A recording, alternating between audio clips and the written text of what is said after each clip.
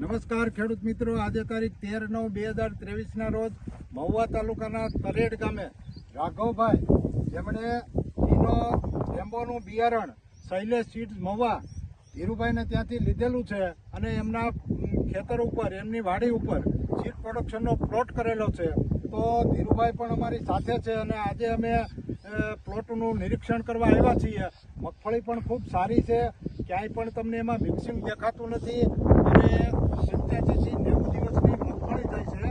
અને તમે જોઈ શકો છો, મગફળીમાં ખૂબ મોટા દાણા છે અને ઘણા બધા દાણા એવા છે કે હાંડિયા દાણા છે. વેરાયટી ખૂબ જ તાકાતવાળી વેરાયટી છે.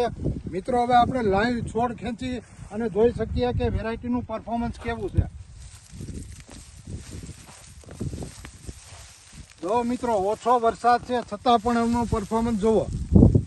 એકદમ મોટા ડોડવા અને ફાલ પણ ખૂબ જ સારો છે અને રાઘવભાઈ પણ મહેનત ખૂબ સારી કરી છે.